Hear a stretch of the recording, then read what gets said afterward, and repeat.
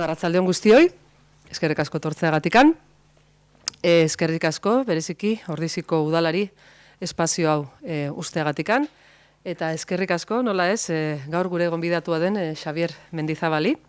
Eskerrik asko gaur gurekin hemen egoteagatikan, zure gogoetak konpartitzen, eta eskerrik asko zure disposizio onagatik hasieratikan.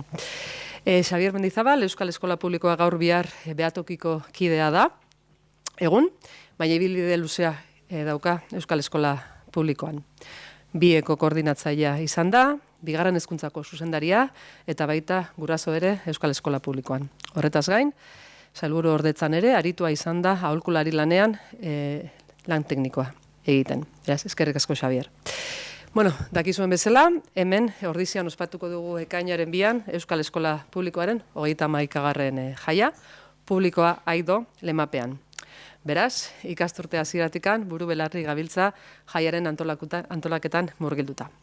3 ardatz ditu oinarri aurtengo eskola publikoaren jaiak. Publikotasuna, euskara eta aniztasuna eta inklusioa. 3 ardatz hauetan oinarrituta beste hainbat jardunaldi egiten ari gara ikasturtean zehar. Dakizuen bezala, martxoaren 14ean egin genuen aurreneko maingurua, kasu horretan, euskara ardatza izan genuen egun horretan. Bai? Bertan izan genuen, hemen bertan, Paula Casares, Iñaki Arruti eta Ordiziko eskola publikoko komunitateko irakasle bat eta guraso bat. Gaur, bigarren hitzaldiari heltzea tokatzen zaigu. Eta kasu honetan, publikotasuna izango dugu, ardatz. Interes handiak daude gurean, bai politikoak, zein publikoak ez diren hezkuntza sareenak, hezkuntzan publikoaren balioa desnaturalizatzeko. Administrazioaren ikastetxe deitu gaituzte. Euskara eta euskal kulturan alde lan egiten dugun lana bigarren maila batean ipentzen dute batzuek. Ez omen dugu baloreetan ezten, beste batzuk hori egiten dutelako lan hori. Interes horiek gure araudi eta politiketan islatu dira. Abenduan onartu zen legeak, titularitate publikoa eta pribatua parekatzeaz gain, finantziazio osoa legitimatzen du itunpeko ikastetxentzat. Bestalde, pasaden ikasturtean martxan jarri ziren segregazioaren kontrako neurriek, modu artifizialean ari dira mantentzen beharrezkoak ez diren hainbat ikastetxe pribatu, gure hezkuntza sistemaren efizientzia falta nabaria erakutsiz. Salaketa egiteaz gain, hemen gaudenoi dagokigu eskola publikoaren baloreak berreskuratzea eta eskola publikoa kuasi merkatu sistematik ateratzea. Zer egin dezakegu Euskal Eskola Publikoa indartzeko? Nola berreskuratu publikoaren balioa hezkuntzan? Hori buruzko hausnarketa eskatu diogu Xabierri, eta ziur gaude bere gogoetek lagunduko digutela gure etorkizuna marrazten. Hasteko beraz, 40 minutuko txanda izango du Xabierrek pixka bat bere reflexioak egiteko, gai hori buruz, eta ondoren aukera izango dugu galderak egiteko eta eztabaidatzeko. Beraz, Xabier, zurea da hitza, eta nik moztuko zaitut eta beste lautzeko dizut. Eskerrik asko zuen gonbidapenagatik, eskerrik asko ere aukera emateagatik hemen Ordizian egoteko. Lurdesek esan du bezala, nik hausnarketa eta azterketa sistemikoaren talde batian lanean ari naiz, pozik. Gogoeta eta lan hori hasi zen jubilazioaren aurretik, eta jubilatuta gero, hauei esker, jarraitu dugu, genuen moduan, lantalde hori mantentzen eta hausnarketa hau bideratzen. Gaurkoa izango da hausnarketa guzti horren zatitxo bat. Eta gehiago izango da ideia konektatzea ur sakonetan sartzea baino. Espero dut ideia guzti horiek aukera ematia, provokatzaileak izatia, eta zuengan provokatzia interesa hausnarketarekin jarraitzeko. Gure lantaldea prest dago, interesa berpisten baldin badegu, gai batian edo bestian sakontzeko. Eta sakontasunaren bide horretan ere laguntzeko. Beraz, guk lantalde bezala ari gea lanian zuei nolabait ere laguntzeko zuen hausnarketa personalean eta taldekoan. gaurko hitzaldia provokatzailea izan nahi dut, baina lehendabizi nondikan gatozen gogoratzea ondo etortzen da. Espero dut, nire ideiak sortzea zerrea hor atzekaldian dagoen Urdaneta fraileari, lasai dago, ikusi dut, hori isilek eta lasai dagoela, baina fraile bezala ere, segurazki publikotasunaz hitz egiteak igual jartzen dio pixkat urduri.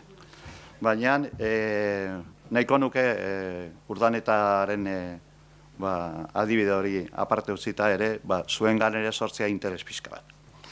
Bueno, jotzen baldin badegu definizioetara, eta beti definizioetara jo behar izaten da, benetan, gero perversioak edo aldaketak nondikan etorri diren jakiteko. Publikotasunaren kontzeptua aztertzen baldin badegu, hezkuntza publikoa oso ondo definituta dago, titularra gobernua da, esango dut laburki, funts publikoekin funtzionatzen du, eta doakoa da. Hezkuntza pribatua aldiz, jabegoa enpresa edo erakunde pribatuena da, eta haiek administratzen dute, eta funts partikularrekin funtzionatzen dute. Izan ere, dohaintzak eta kuotak dira erakunde hauen berezko finanziazio iturriak. Jotzen baldin badegu ja, konzertatua edo itundua den irakaskuntza pribatura, hor ja, hain marra argiak publiko eta pribatuaren artean juten dira iluntzen pixka bat. Hezkuntza pribatu kontzertatuaren esanai kategoria bezala, deskribatu nahi izan ezkero, pribatu eta publikoaren artean dauden desberdintasunak galdu egiten dira. Esango de zergatikan. Hezkuntza pribatu kontzertuaren definizioa jotzen baldin badegu, ulertuko duzuten bezala, titularra jabego erlijiosoa edo juridiko pribatua da. Hor ez dago dudarik. Ez da gobernua beraz, titularra. Naizta kontzertatuta izan. Ez da gobernuak ez du hor zer esanik. Titularra da pribatua. Kudeaketa eta kontratazioa, sistema pribatua da, erabat. Personala, azpiegiturak eta beste ondasuna beraiek kontratatzen dituzte. Finanziazio iturriak, neurri handi batian, funts publikoetatako diru laguntzak eta ituna izaten dira. Baina ez soilik hezkuntza sailarenak. Hori ere argi izan behar dugu. Guk oso lotuta gaude, hezkuntza sailaren finanziazioarekin. Baina ituna jasotzen duten ikastetxe horiek ez, horiek administrazio desberdinetara jotzen dute, funts publikoetatik dirua jasotzeko. Baina baita ere, bere beste finanziazio iturria dia, kotak eta dohaintzak eta bar. Beraz, horiek harrapakaria dira, diru publikoa edo ez publikoa dagoen leku guztietatikan harrapatzen saiatzen dira. Eta jende oso entrenatua daukate hortarako. Jaioa. Bueno, orduan nun kokatuko genuke definizio horiek ematen diguten argintasuna, nun kokatuko neke gure eztabaida.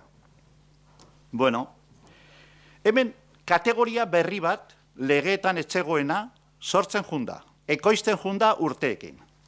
Eta kategoria hori da ikastetxe kontzertatuarena. Hori legedian etzegoen. Interes politikoek eta interes partikularrak eraman duten nolabait ere kategorizazio honetara. Eta gaur egunean, izan daiteke, naizta legedian erdi ilun azaldu kategorizazio hau, benetan kategoria bezala azaltzen dela. Orduan, imaginatu ze interesak egon diren atzetikan, eta nola junden pribatu eta kontzeptuaren definizio hori aldatzen sortu arte beste kategoria hau. Orduan, argi dago, hau ezin dela egin, kategorizazio hau ezin dela egin, konplizeri gabe. Alegia, beti interes pribatuek kategorizazio hau sortzeko izan dute konplize politikoa. Eta konplize politikoa hain argia ezen garaietan ere, itxaron egin dute politikaren aldaketa nolabait ere konplize horiek etortzen zirenean nolabait ere bere irabaziak lortzeko. Beraz, pribatua, kontzertatua beti egon da zai, eta aprobetxatu du politikan bere aldekoa zeudenian etekin guztia atatzeko. Eta etzaudenian, bai, saiatu dira tirabira horretan, baina beti egon dira lasai. Bazekitelako alternantzia politikoaren ostean bere irabaziak etorriko zirela. Eta horrela junda mundu ikastetxe kontzertatuaren kategoria honen nolabait ere mundu guzti hori eraikitzen. Urtez, hamarkadaz hamarkada. Bai, baina orduan goazen berriz Iturrietara. Gure agintari politikoek ze agintaldi demokratikoa daukate. Bueno, daukate erantzunkizun demokratiko bat, oso argia. Eta da, titularidade publikoko kalitatezko zerbitzu publikoa sortzeko. Hori da bere agintaldi demokratikoa. Hiritar guztiontzat, inor diskriminatu gabe, eta doakoak izateko. Hori da, benetan, demokratikoki derrigortzen dituenak gaur egunean politikaria. Karo, honen aurrean, agintalde demokratiko hori baldin badaukate politikariek, ulertuko duzuten bezala, niri provokatzen dizkit hainbat hausnarketa. Bata, eskaintza edo zerbitzu pribatu bat sortzea, enpresa baten interesetik edo ekimen partikular batetik sortutakoa da. Hor, gobernuaren eskua inoraz ere ez da ikusten. Interes partikularrek eraman dute eskola bat edo zerbitzu pribatu bat merkatura eramatea. Zerbitzu pribatu horren antolakuntza eta erabakitzea ze ikaslei edo familiei dagoen zuzendua, hori interes partikular horren helburua eta nahia da. Hor gobernuek ez dute parte hartzen. Eta gero, produktu pribatu horren konsumitzaileak, hiritarren artean konsumitzailea da, erabakitzen duena pribatu hori kontratatzen duen ala ez. Eta orain arte, bai eragilea, enpresa edo zerbitzu pribatu hori sortu duena eta konsumitzailearen artean gobernua ez da sortzen ezertarako.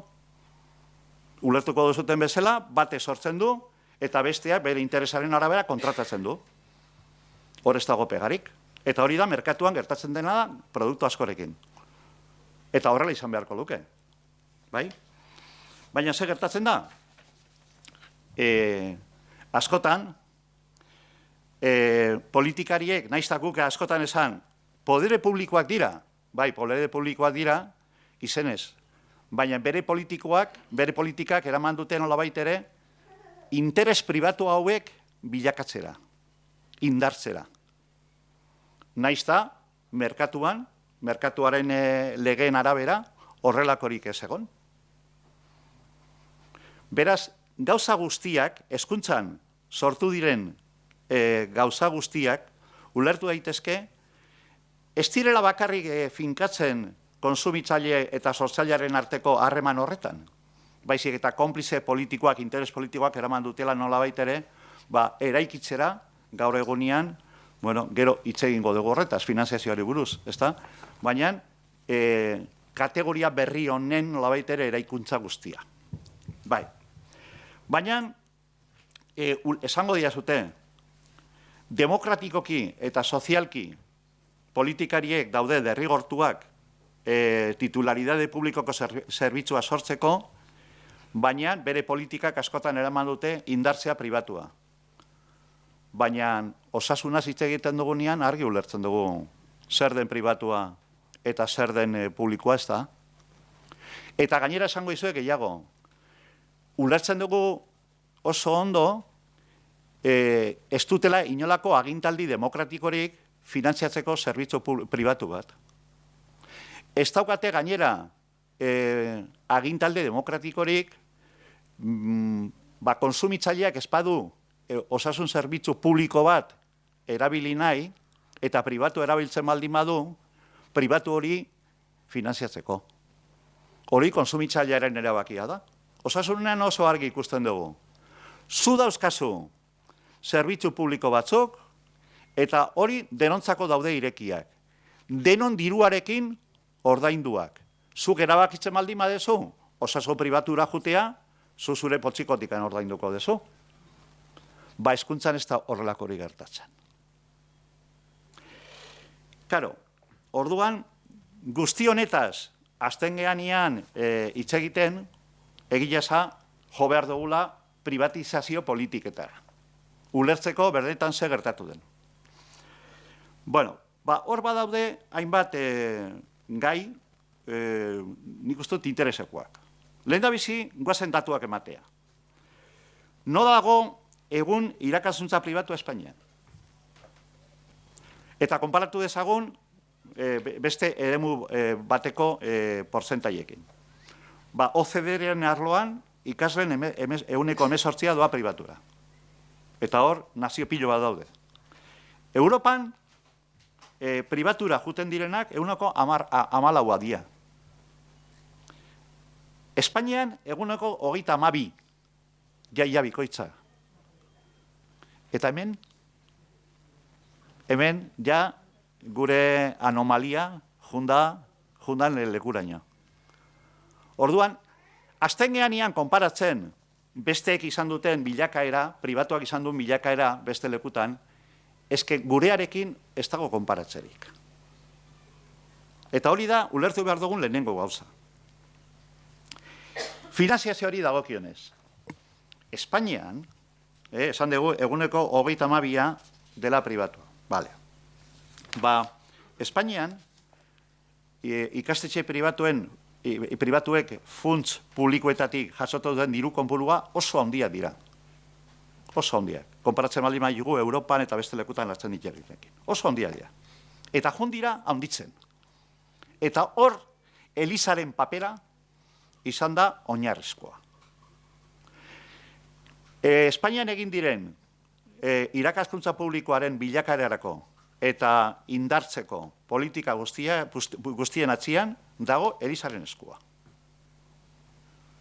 Eliza izan da, bai 1990 hasita, bueno, Franco garaia uz dezagun. Zeratik, Frankok Elizari utzi zion hezkuntzaren ardura guztia. Baina gerostikan etorrinak. Etorri zirenean ere, lehenengo gobernu sozialistak ere, izugarrizko presioa jaso zituzten, garai hartan, Elizaren aldetikan, eta gero, nola bazekiten Elizakoak hor kontra zituztela sozialistak eta bar, itxaron zuten.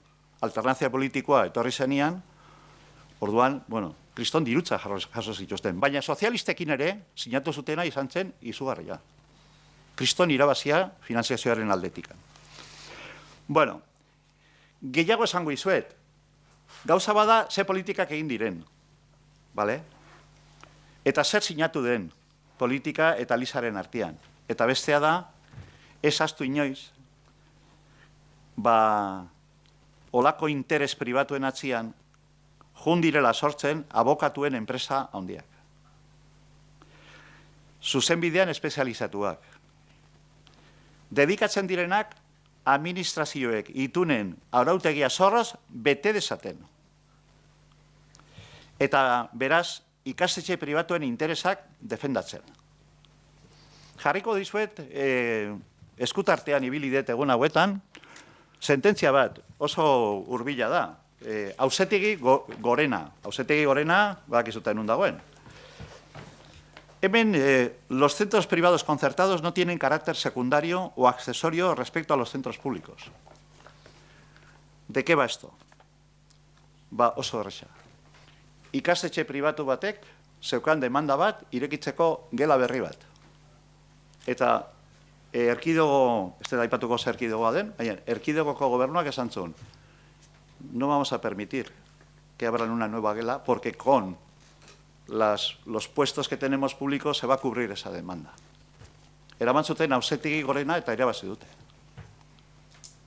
Naizta egon ikaspostu publikoak asetzeko demanda bat, pribatuak badakite bere abokatu espezialitatuen bitartez nola jokatu. eta nola irabazi. Atera kontua hemen gauden uain jetxera demografikoaren garai honetan, imaginatu zenbait eskoletan plaza libreak nola sortzen nahi dien. Eta, baina oraindik gela berriak irekitzen joango dira pribatuan. Lehen da bizi ireki egiten dituzte, eta gero epe motzean lortzen dute finanziazioa. Eta hori izan da gure benetako historia. Eta adibide asko daude. Ni badakit haue manejatzen dituzten datuetan olako kasuak aipatzen direla. Ezaztu inoiz, eta nik galdera bat botako dizuet. Bale, interes pribatuen interesa defendatzen dituzten enpresak, abogatuak eta bar, hor daude ez da. Eta galdetuko dezuen, ni nire buruari galdetzen dian bezala. Eta eskola publikoaren interesak, zein defendatzen ditu? Batera kontua nola gauden, ez da? Pribatue beti arreta handia jarri hoi dute, ituna sinaitzeak ez duela izango, inaloako aldaketare bere erregimen juridiko pribatuan. Alegia, beraiei pribatu bezala dauzkaten eskumen guztiak mantentzeko kriston borroka ingo dutela. Eta jun behar baldin badute auzitegietara jungo dira. Beraiek interes oso argia dauzkate finanziazioari dagokionez. Baina bere eskumen bat ere galdu gabe. Orduan, karo, gero honek esplikatzen du zergatikan daude gure hezkuntza pribatutik finanziazioa egunean lortzeko eta bar, baina mantentzeko bere eskumenak. Abantailak lortuko dituztelako eskumen horiekin. Jarraitu dezagun aurrera. Nun jokatuko genuke beraz eztabaida? Bueno, nik argi utzi nahi dut gauza bat. Finanziazioa, gero itxegungo dugu itunaren esanaiaz, ezta? Itunak jaso dituzten ikastetxeak, benetan doako irakaskuntzak bermatu dituzte, bai, ala ez. Bigarren gaia. Ikastetxe pribatu guztiak eman dituzten zerbitzu publikoek inor diskriminatu gabe eskaini dituzte, bai, ala ez. Administrazioek kontratatu dituzte hezkuntza zerbitzu konkretu batzuk beharra zeukatelako, eta horregatik jo dute pribatura kontratu horien bitartez zerbitzu horiek kontratatzeko, edo finanziazioa edo kontratua zabaldu dute etapa guztietara. Lehenengo bi gaiak, alegia doakotasuna eta diskriminazio hori gabekua, nik gaztelera sala dago idatzia, ez incumplimiento de contrato, clarísimo. Zuek imaginatu zuetako norbaitek sinatzen dula kontratu bat eta gero ez duela betetzen. Badakizute ze gertatuko zaizuen. Ba hemen naizta kontratua sinatu eta kontratu horretan argi eta garbi esan doakoa izan behar zula eta gainera inor diskriminatu gabe, ba ez betetxe horrek ez du inolako ondoriorik izan. Nire eta nire lankideen ustez, argi dago egin diren hezkuntza politikek albidutu dutela segregazio ekonomikoa eta eskolarraren hazkundea. Ikastetxe pribatu askok praktikatu duten apartheid eskolarra funts publikoekin finantziatu izan da. Hezkuntza privatizazioak konplize politikoak izan ditu. Eta ituna, lehen garai batean ituna, zuke pribatu bezala eskaintzen dizkidazun hainbat zerbitzuen truke nik ematen izun dirua, perbertitu egin dute. Eta mekanismo hori bihurtu dute eskola pribatua finantziatzeko mekanismo.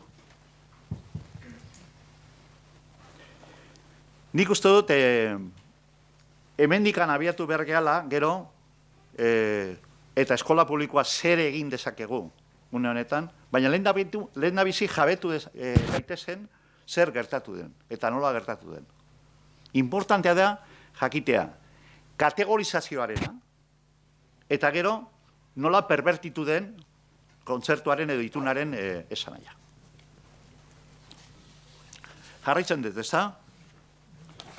Bueno, laburpen historikoa ez dut egingo, ez dutelako denborarik, baina bai, nik errealitatera etorri nahi dut. Pasa dira lege organikoak, bata, bestea, zenbat izan dira? 14, bata bestearen segidan. Egon dira konservadoreak, eskuindarrak, sozialistak eta bar. Baina batak eta besteak egin diren negoziaketen bitartez eta batzutan ausardi falta izugarrian gatik, mantendu da sistema dual bat. Sistema duala, pribatu publikoa, Espainiarra da. Gertatzen dena, guk hemen radikalizatu egin degula. Zer gertatzen da orduan? Nun geratzen da zuke eskaintzen diazun hezkuntza zerbitzua pribatu bezala, nun eskaintzen diazu? Auzo marginaletan? Landa eremuan? Edo zu nahi dezun lekutan? Eta gainera, asmo guztiarekin, euneko finanziazioa lortzeko. Zuek ikusiko dezute nola juten nahi dien auzo berriak eraikitzen. Baina auzo bat marginala bihurtzen den neurrian, interes pribatuak desagertu egiten dira hortikan. Eta gero zailagoa da dena, alegia badago segregazio urbanistiko izugarria. Eta gero hori dena planifikatzea, oain denei eskatzeko nolabait ere, inklusiboak izan behar direla eta bar, izugarrizko zailtasunak daude. Beraz, denborazko beharko da, guzti hau, eta ez da lortuko erabat. Heldu zaiogun, bakizute zenbat urte pasadiran, hasi zenian nolabait ere itunaz hitz egiten eta finanziazio, mekanismonen finanziazioaz hitz egiten, 47 urte. Zer gertatu da 47 urtetan? Pribatua junda okerrera, edo junda irabazten, poliki-poliki. Eta kontua, 47 urte pasa dira. Eta gure politikariak esaten digute, hau, 47 urtetan, bide batean junden guztia, oain beraiek epe motz batean zuzenduko dutela. Poliki. Poliki. Eraikuntza bat, gainera oinarri sendoekin 47 urtetan sendotzen jundena, hori bunker bat bihurtu da. Orduan, guazen epeak eta datuekin, guazen ikustea. Gu daukagu beste erkidegotan, beste autonomietan dagoen, eta erkidegotan dagoen arazoa, izan daiteke handia. Pribatua gora jundelako. Gu daukagu guaindikan okerragoa. Gu guaindikan radikalagoak gea. Eta orduan arazo gehiago izango ditugu horri buelta emateko. Bueno, zer dio azken legeak? Pedro Sánchezek, Isabel Zelak, horreko ondo ezagutzezun, hemengo hezkuntza, ez da? Gure sailburua izan dakoa da. Eta gero hango ministra. Badago artikulu bat, Lonloe, beak sortutako legean, nun esaten duen, ikastetxen sailkapena egiten duenean esaten du. Ikastetxea dira publikoak edo pribatuak. Publikoen titularra administrazio publikoa da. Hasta ahí vamos bien. Pribatuen titularra persona fisiko edo juridiko pribatua da. Hasta ahí vamos bien. Ez dago arazorik. Eta ikastetxe pribatu kontzertatuak itunen erregimena onartzen dutenak dira. Itunen erregimena onartzea esan nahi du sinatzen dutela kontratu bat eta bete behar dituztela kontratu horretan azaltzen direla. Eta gero esaten du. Hezkuntza zerbitzu publikoaren prestazioa, hezkuntza zerbitzu publikoaren prestazioa egiten dute ikastetxe publiko eta pribatuek. Eta guk hemen bueltaka, hezkuntza zerbitzu publikoarekin. Lege organiko batek ja esaten du. Nola dagoen?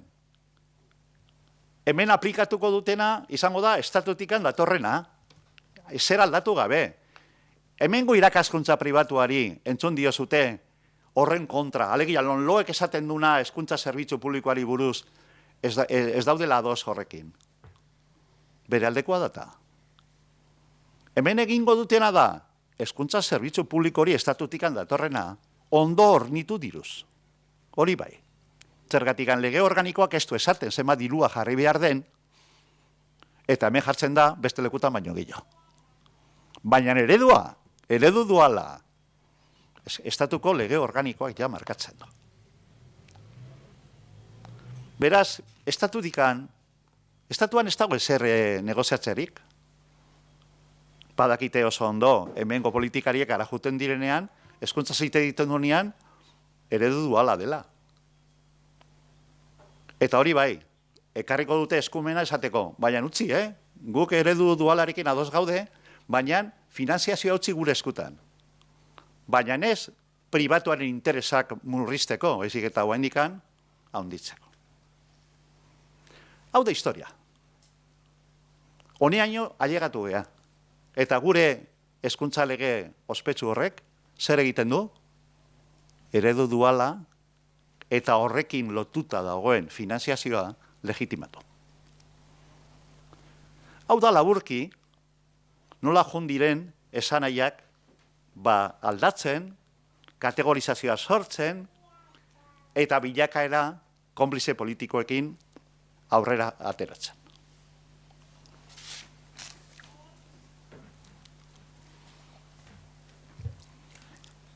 Venga. Jarritezen dugu, ez dago galderarik, zure aldetik. Ez, ni bakarrik jarriko nuke zuentzako eztabaida puntu batzuk, ezta? Nere, guk gure taldean, nola esango nizuke. Niretzako oso importantea da, jabetzea.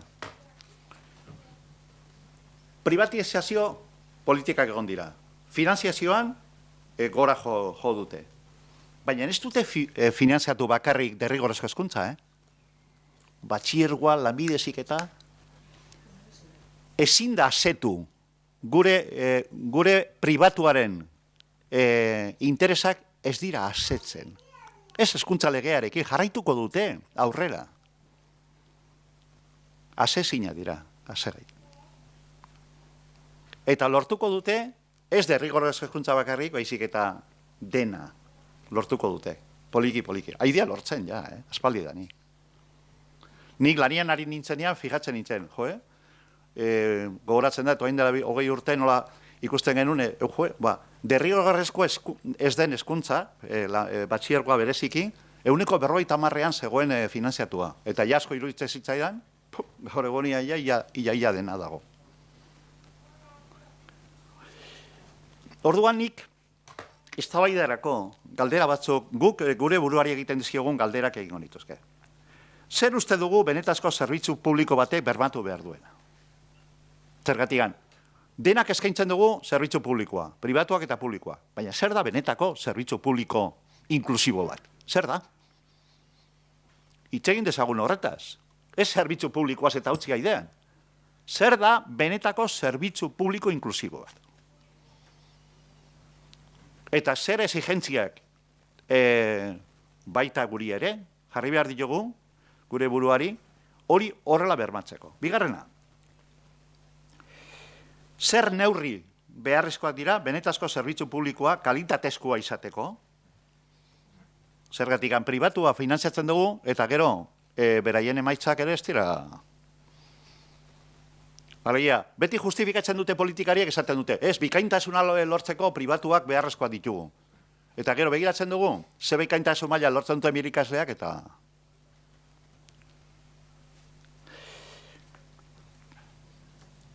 Ze hezkuntza politika behar dira, diru publikoa soilik, justizia soziala eta ekitatea bermatzen duten ikastetxeetara joan dadin. Zergatik, unibertsalizatu egin da ituna. Zergatik? Zeren truke? Diru publikoa jarri behar aldegu justizia soziala eta ekitatea bermatzen ez duten ikastetxeetan.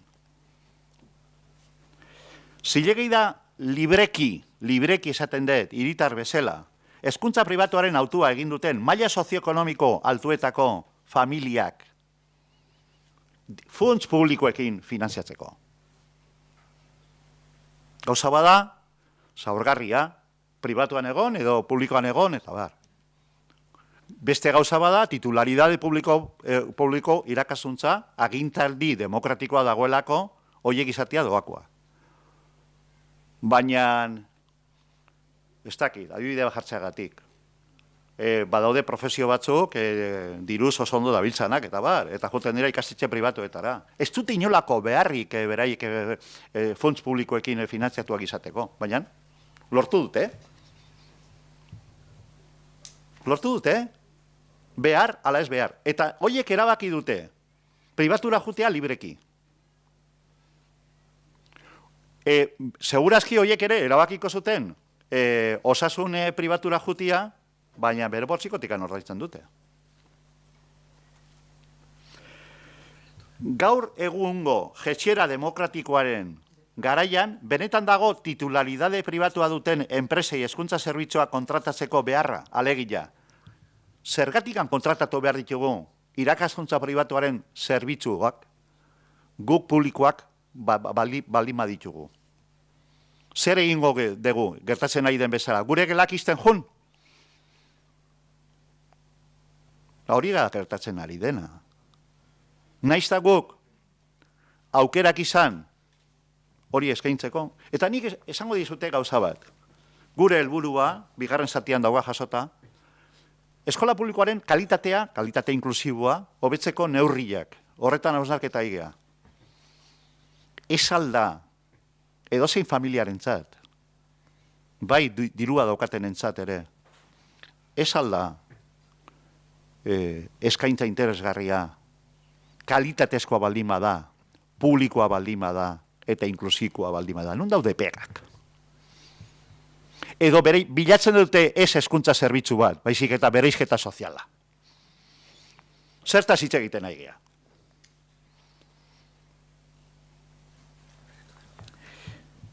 Zergatikan ez dago plan estrategikorik auzo berrietako eskolaraizazio beharrak bakarrik eskola publikoekin betetzeko.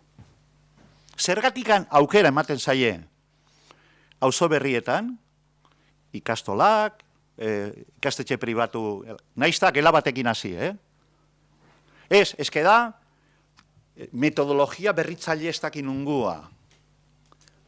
Hasieran, zailburuak esaten du, ez da finantziatuko, eta handikan 3 urtera, bueno, ez dute finantziatuko, baina itunekin ez, baina beste bide batetikan bai.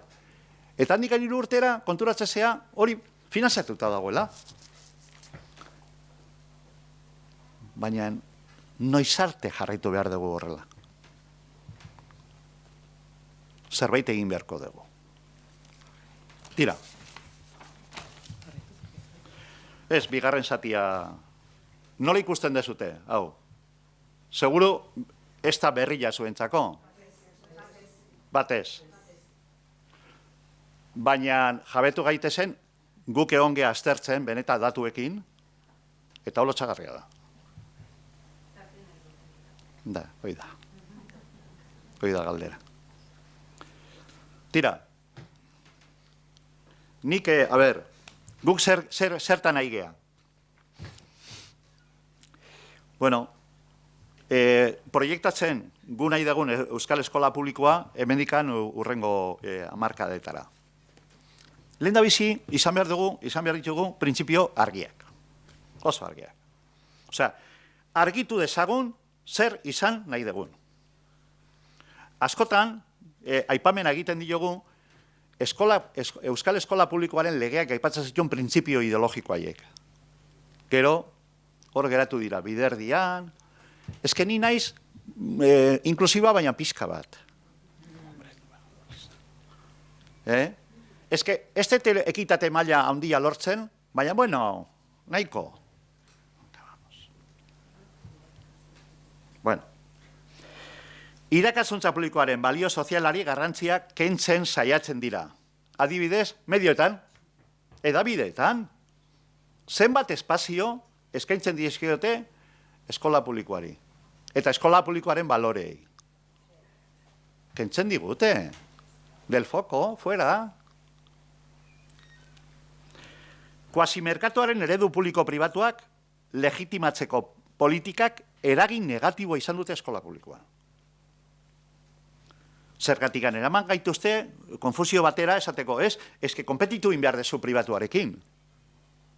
Ezu, barkatu, nik eskola publikoa naiz. Nola konpetitzea? Ni konpetitzen den nerekin egunero. Hobetzen, kalitatea eskaintzen. Ez, besteekin. Berakada demografikoa sortu ditun tensioak eta honi ematen ari zaizkien irterak eragin negatiboa egiten nahi dira eskola publikoan. Adibideak haueko ondo neurtzen dituzte.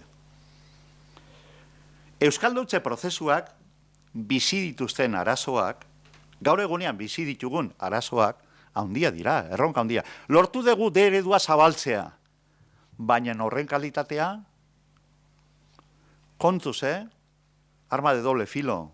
Espadegu, eredu hori kalitatearekin betetzen, aterako dira politikarik gaidi ateratzen, esateko, zergatik hande eredua, malgutu ezazu, no vaya a ser imposibles. Eta zeintzu dira gure berezko, nik laburtu ditut esara batean. Euskal Eskola Publikoak hezkuntza demokratikoa, eta inklusiboa sustatu behar du. Ikasle guztientzako aukera berdintasuna eta ekitatea bermatuz. Eginkizun horretan kohesioa eta justizia sozialaren lorpenak gidatuko gaituzte. Hau da, eta ez beste bat, eskola publikoaren gizarte misioa. Gizarte misio bat daukagu, sinistu daukagula. Hoiek dira gure baloreak. Daukagu identitate ideologiko bat, gure herrian oinarritua eta gainera beste balore universalekin. Eta gure erronka da hezkuntza kalitate inklusiboa eskaintzea eta bermatzea. Señas de identidad. Beraz, publikoaren esanahia babesteko eta indartzeko agindu morala behar dugu. Guk gure buruari esan behar dugu, agindu morala behar dugu. Sinistu behar dugu horretan. Hezkuntza joerek neoliberalismoara, merkatuaren aldagaietara, eramaten gaizto, hezkuntzare bai. Marketinga, teknologia berriak, metodologia dizdiratzaileak, bat ere evidentziarik ez daukatenak. Inklusioa hitza, kontzeptua sartzen da, baina retorika hutsa da, leku askotan. Batzuk ez dakite zer den inklusiboa izatea. Nik hori garkitu dut ere. Lehen aipatu ditudan, printzipio hoietatikan aldetzen gean neurrian, herritarrek ulertzen dute, publikoak eta pribatuak interes berdinen arabera jokatzen dugula. Identidadeak altzen dugun neurrian, hiritarra perzibitzen dutena, ikusten dutena da, orduan, guazen erabakitza, total, pribatu eta publikoa izatea, total, interes berdinakik jokatzen nahi dira batzuk eta besteek, eta orduan beste diferentzial batzuk bilatzen dituzte. Eraikuntza derrak, eskolaz kanpoko jardueran magikoak, aberse familia mota joten diren. Vale. Orduan, ulertuko duzuten bezala guretzako klabea da, hemendikan aurrera, berreskuratzea gurea den misio sozial hori. Beste alde batetikan hori berreskuratzeko, guk, erdigunean jarri nahi dugu, no esango nuke, diagnosi frogak, PISA, OCDEk markatzen dituen ez dakite ze estandarrak, merkatuko adierazleak. Bale. Eta persona nun geratzen da? Guzti horietan, dena dira datua komparatiboak, hanekin, honekin, besterekin. Eta gero gainera, medioetan azaltzen dena. Eta ikasle batek dauzkan eragozpenak aurrera ateatzeko, ikasteko nun geratzen dira. Guzti horretan, argazki guzti horretan nun geratzen dira. Zergatikan, behin eta berriz, ikusten ditugunean datu horiek, beti kaltetuena dira berdinak. Eta gure inguruan auzoetan dauzkagu eta eskoletan ere bai. Eta era duin batean eskaintzen dugu gu daukagun honena, baina ez da nahikoa. Behar gehiago dituzte. Eta gero nos lo pasan por el morro. Ez da zute lortzen. Zuek ere segregatzailea zeate. Nik uste dut ahaldundu behar duguna dela hezkuntza komunitatea. Hezkuntzaren alorrean argi eta garbi gure ikerketak eta gure azterketak argi utzi dutena dela denok gehala eragileak. Denok eragiten dugula. Era positiboan, bakoitza daukana, positiboki, partekatzeko jartzen duguna, beti ikasleen onerako da. Eta horrek esan nahi du, aldundu behar duguna, lehenengo gauza aldundu behar duguna da, ikastetxe barruan dagoen hezkuntza komunitatea. Hezkuntza komunitatea alduntzen dugun neurrian, garrantzi hartuko dugu sozialki. Eta gainera, aitorpenare bai, kontuz, que estos están unidos. Haue badakite zer egin nahi duten. Haue denak elkarrekin dijoaz. Horregatikan, gu badakigu hezkuntza komunitatea indartzen dugun neurrian, gure ikaslei zer eskaini. Tresna personalak, persona, bere hezkuntza integralaren ikuspetik esate, personak bihurtu behar ditugu. Eman behar dizkilugu baliabide zientifikoak.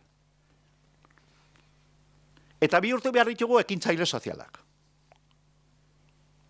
Zergatikan bestela, poderea daukatenak, eragiten dute halako indarrarekin, bihurtzen gaituztela muñeko batzuk, hemendikan handikan, eragile soziala behar ditugu. Eskola publikotikan ateatzen den ikasle bat, izan behar du eragile sozial bat.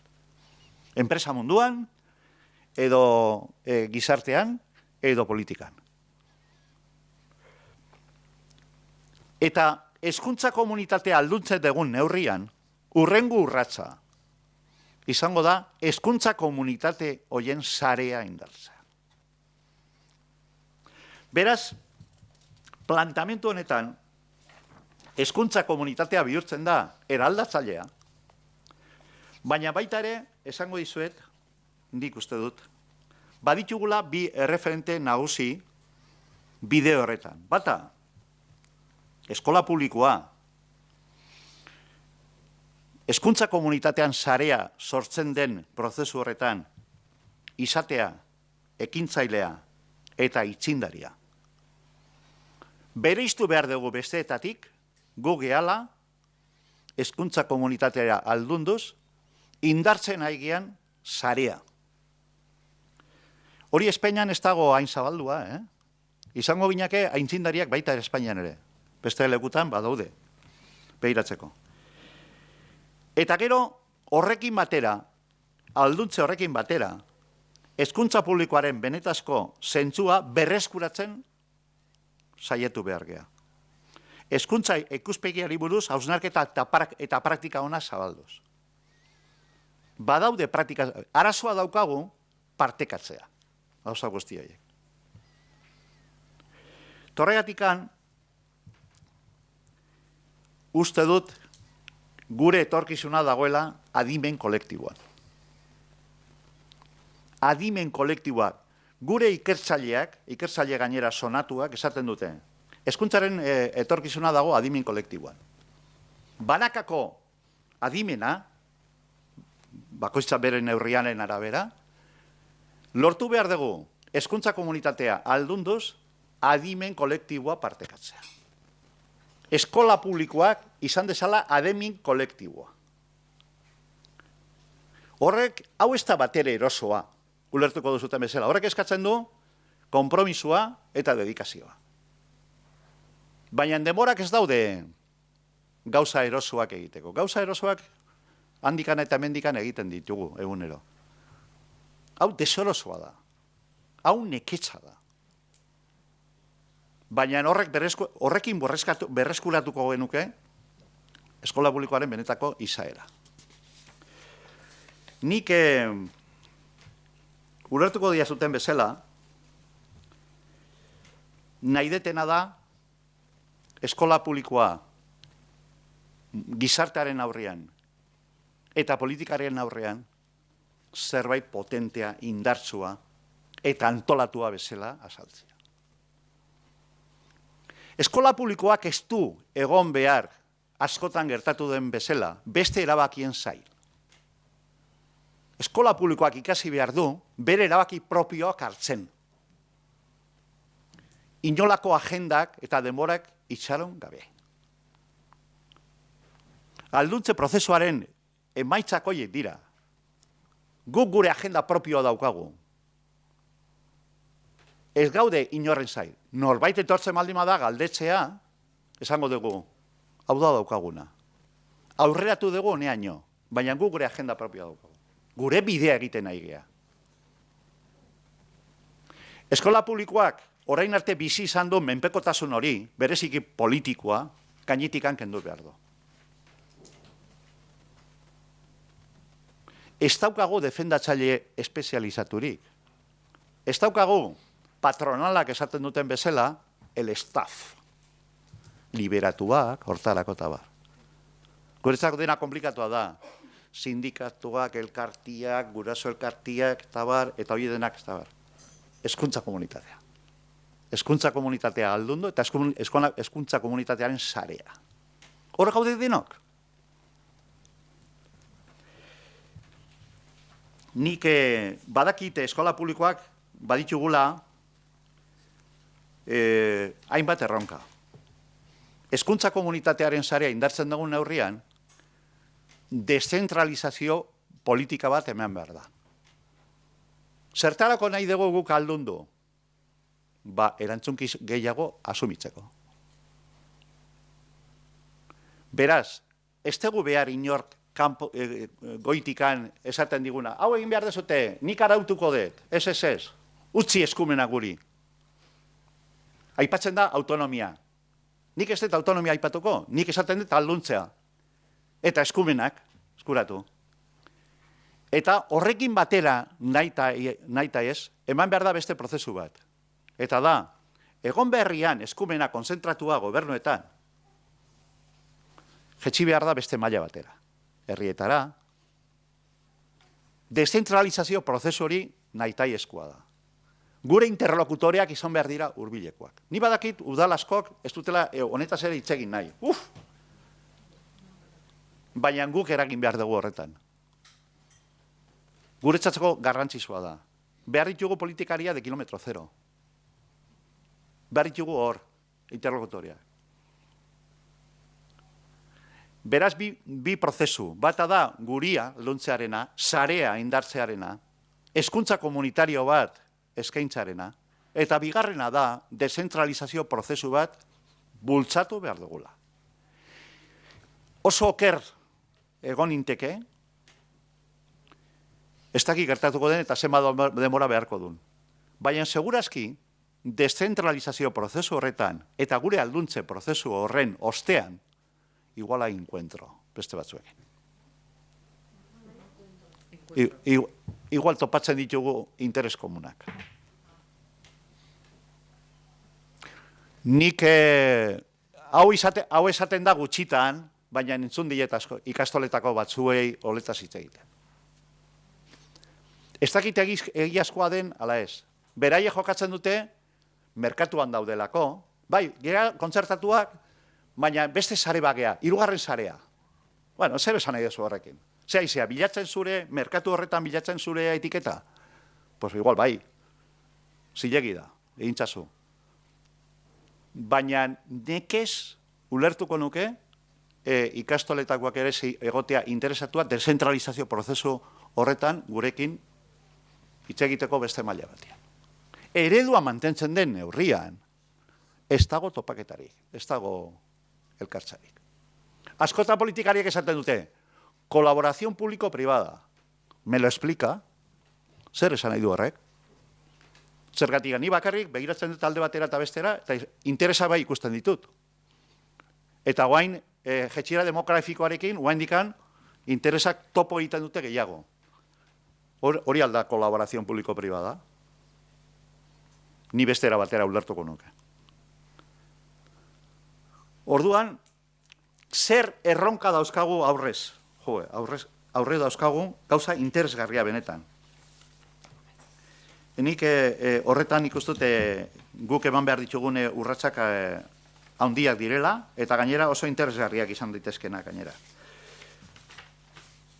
A ber, bata...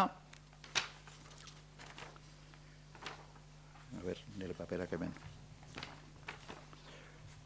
Daukagu, euskararekin, daukagu, erronka potentea, benetan, zeatikan, sinisten baldin badegu, persona jarri behar degula, gure hezkuntza jardueraren erdian, euskararekin zailtasuna dauzkaten ikasle guzti horiek dira personak. Eta horiei zailtasunak poliki-buliki morristen joan behar dugu. Eta hori da guk egin behar dugun prozesu bat. Hortarako, harrera personalizatua, zientifikoak esaten duten bezala, da oso mekanismo potentea. Eta hori zerekin egiten da, baliabideekin, ez da? Baliabidea juten baldin badira, maila sozioekonomiko altuko familien poltsikora, inoiz ez dugu nahiko baliabiderik izango. Beti justifikatuko dute, nik entzun dio Urkullu hori esaten. A ber, kontuz, ez daukagula hainbeste diru zerbitzu publikoak hornitzeko. Nola izango dezu? Pribatura bidatzen dituzuta. Orduan, nik uste dut, hor badaukagula erronka potente bat, eta kontuz, euskararen helburua, euskalduntzearena, que no nos lo quite nadie. Zergatik ematen du, batzuek direla, horretan aintzindariak, bikaintasuna daukatenak, eta beria dela, gainera, eremu hori. Kontuz. Gure deredua zabalduta daukagun eskoletan, uain kalitatea hobetzea da. Ez desela izan ikasle batentzako, euskara eragozpen bat ikasten jarraitzeko. Eta horretan bai temati jarri behar degula. Baliabideak eskatuz, zergatikan berehala bideratzen dute politikari esatute. Ez formazioa.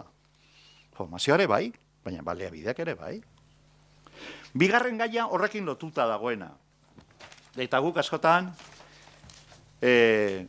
oso zientifikoa da, bai? Bale, guazen hitz egitera horretaz.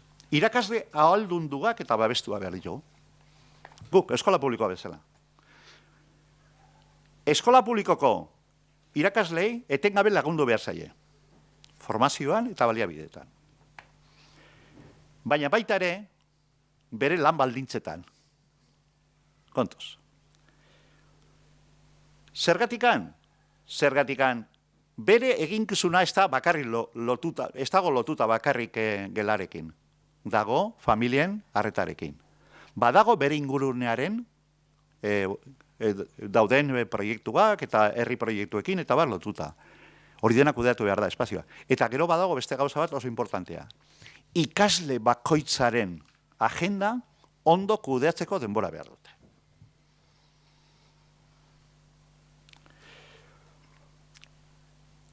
Beraz, eskola publikoak behar ditu irakasle ahaldunduak.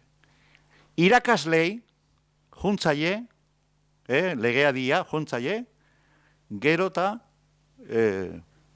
aitorpena eta eskumenak kentzen.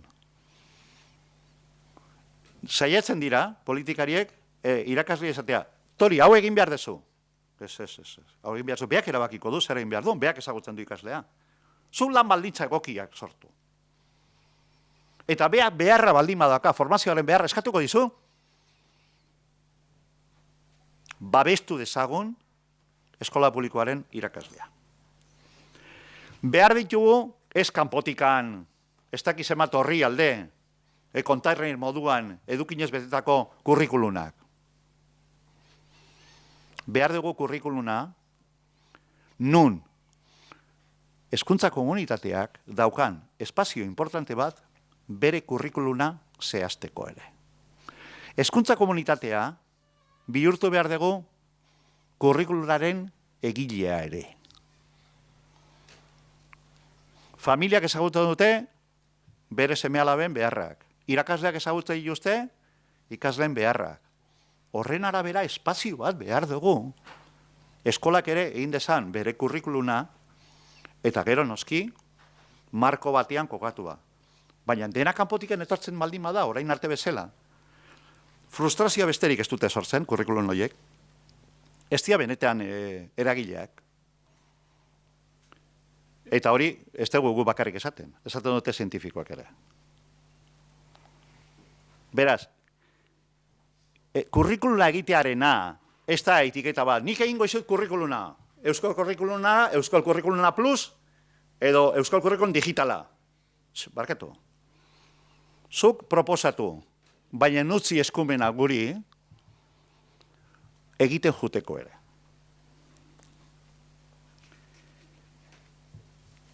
Sare sozialak, komunikabide masiboak, sortzen ari diren alineazioa, uniformizazioaren aurrian, kurrikulunetik hasita, behar ditugu metodologiak berpizten dutenak gure ikasleen pentsaera kritikoa.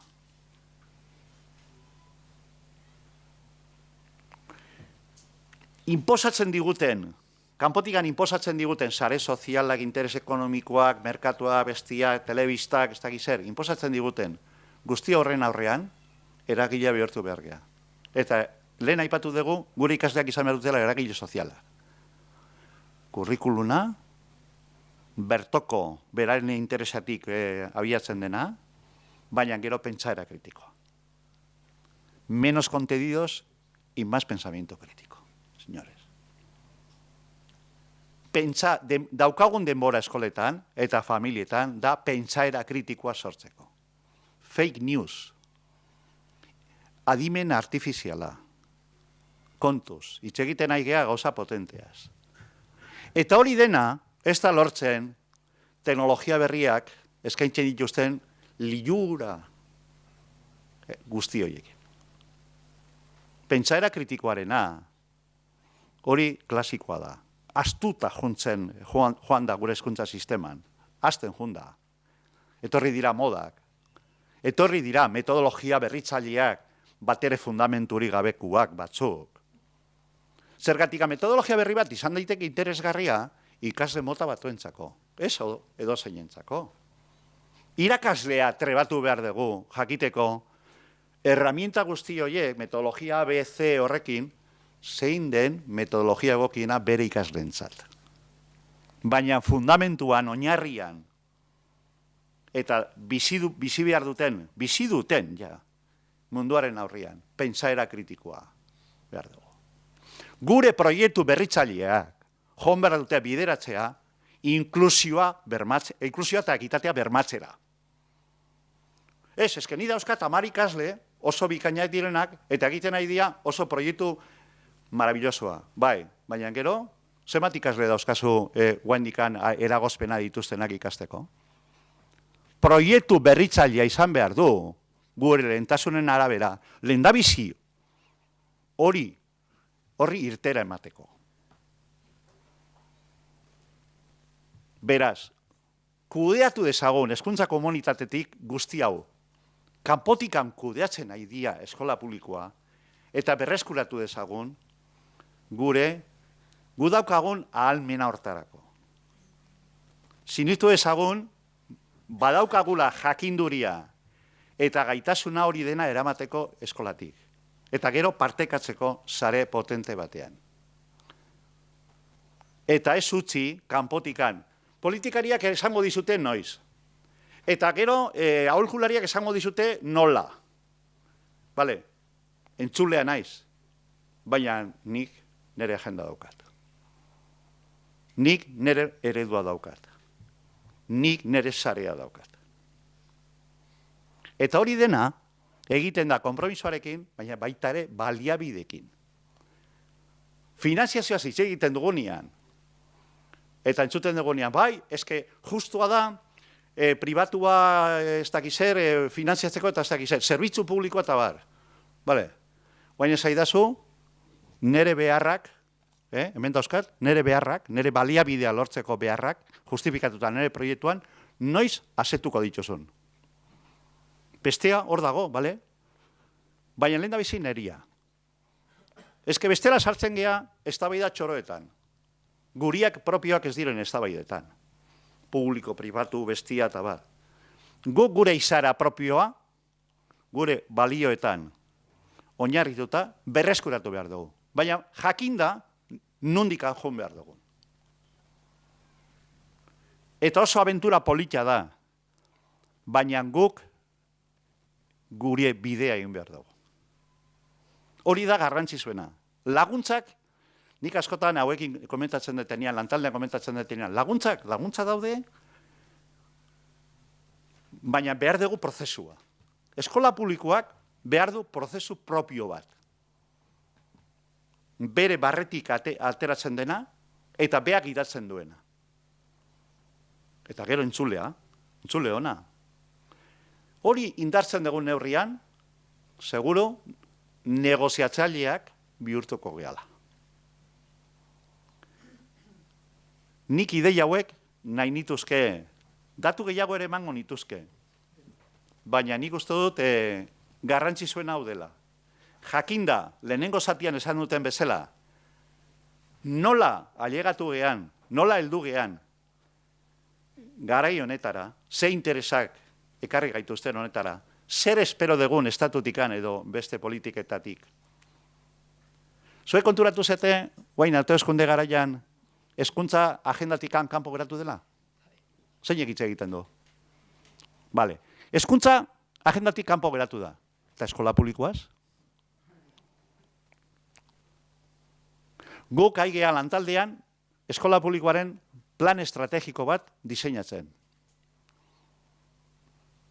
Bueno, ez gea barita magikoak ez dauzkagu. Baina iturri interesgarria bai deskubritzen aizi gala. Denak, gainera, aztertuz ereduak eta bale. Itxaron betxu gaude. Uste dut eskola publikoak inorren zai egon gabe sustatu dezakela bere plan estrategikoa. Eta negoziatu.